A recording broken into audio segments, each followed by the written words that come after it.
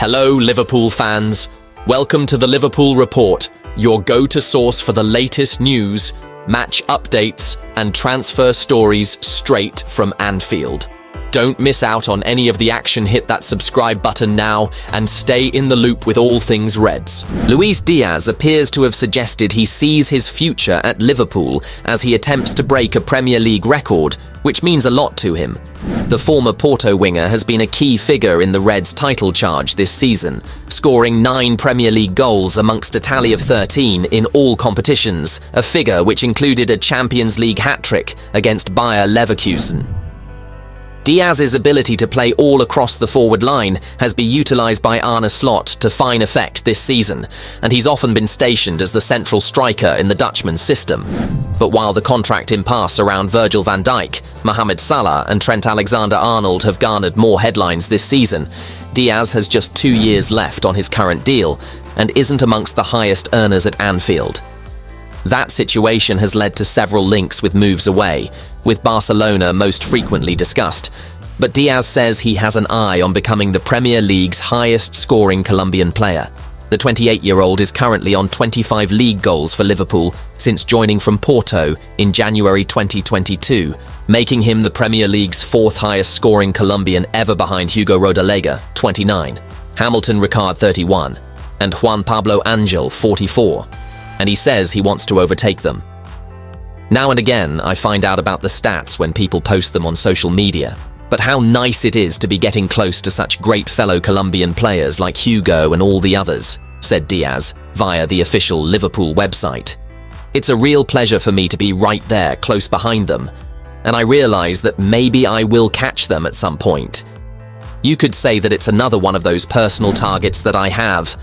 I know that things are going well for me, and I'm in decent form. What I want the most is to keep making history and, first and foremost, that Colombians who come over to England to play really leave their mark. That's key for us all now to give a positive image of our country, just like they all did.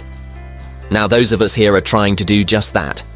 I'm very happy with that, and we hope to continue doing the same things in future. It takes more than a 2-man team to win the Premier League title. As Liverpool close in on domestic football's big pot, there can be no doubt as to the twin pillars propping up the charge to the top. At the back, Virgil van Dijk, and up front, Mo Salah. When you are around full-time professional football, people routinely ask who you fancy to finish on top of the pile, and the response from autumn time has always been the same. Keep that pair fit, and the Reds will be home and hosed. Without either for a significant length of time, the self-assuredness of any team would take a hit. In fact, that point has already been proven. Jordan Pickford's desperate challenge on the Dutch defender saw to that a few years ago. Eventually, the absences of top players seep into results. Nevertheless, the back of this campaign has been broken. Arsenal, suffering from a raft of injuries, have fallen by the wayside. Others were never seriously in contention. Chelsea, still an undercurrent of chaos. And, judging from their display at Villa last week, are way too open defensively to mount any challenge. Nottingham Forest, capable but limited, have been 3rd in the standings for some time. All power to Nuno Espirito Santo. But the weight of pressure has finally told upon Manchester City, fissures turning into cracks.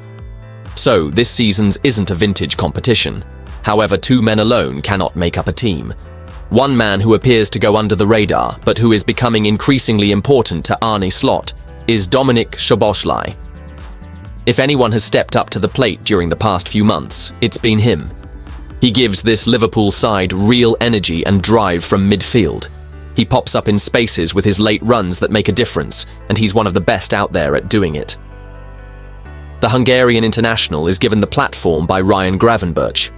At this point, it's interesting to note that Slot knew the 22-year-old defensive midfielder because of their shared time in Holland.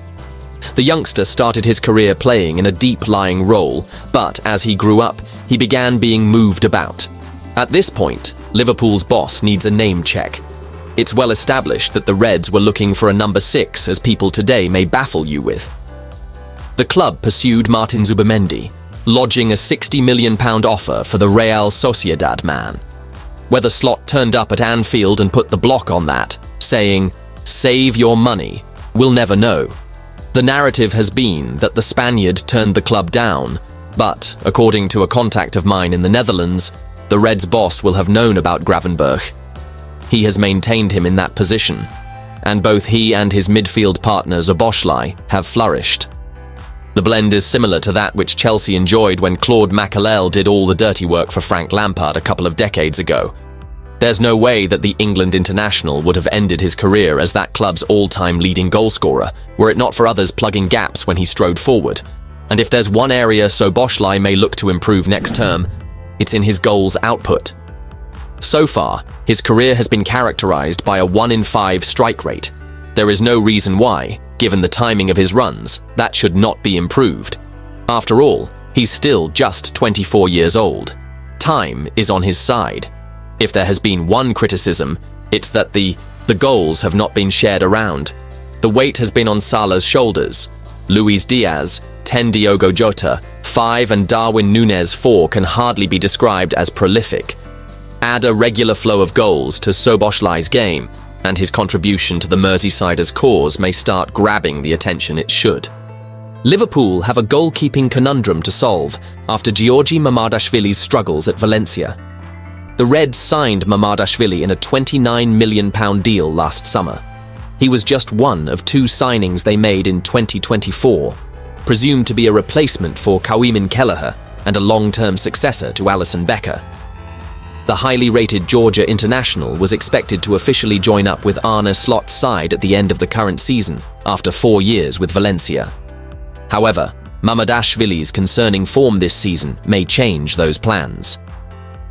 After being named the world's 7th best goalkeeper at the Ballon d'Or Gala for 2023-24, the 24-year-old's performances have fallen off a cliff. He has the 2nd lowest save percentage of any goalkeeper in La Liga, 61.5%. The 4th most goals conceded per 90 minutes, 1.60, and has conceded 2.6 more than expected, the 7th worst total. He has also made 2 errors leading to goals, a number just 6 goalkeepers in Spain's top flight have reached. Mamardashvili's struggles can best be summed up by the fact that he conceded 12 goals in 2 games against Barcelona in as many weeks. According to the Mail, sources in Spain hold contrasting thoughts on his campaign. There is an acknowledgement that his performances have declined to a disappointing degree, but one observer still believes Liverpool underpaid for a player who could end up being Alisson's successor for the next decade. Mamardashvili has not been helped by Valencia's lackluster season, with a porous defence in front of him making it a challenging environment for the shot stopper to shine. They are currently in the relegation zone in 18th place, 1 point adrift of safety with 13 games left to play. Still, Mamardashvili's form is in direct contrast to that of Kelleher's this season for the Premier League leaders, having conceded just 15 goals in his 17 appearances in the absence of first-choice Alisson. Justifying the Irishman's exit this summer is becoming more difficult. He has also saved 75.9% of the shots he has faced, stepping up to the plate when called into action by keeping 3 clean sheets in 9 of his Premier League outings. Based on his contributions, it will make little sense to offload the goalkeeper, as was expected last summer. Therefore, Liverpool may need to rethink their initial plan. Alisson is set to stay on as number 1 for at least another year with his contract, which expires in 2026, having a 1-year extension option. Kelleher, whose deal is also up in the summer of 2026, reportedly does not want to sign new terms at Anfield amid interest from Newcastle and Chelsea.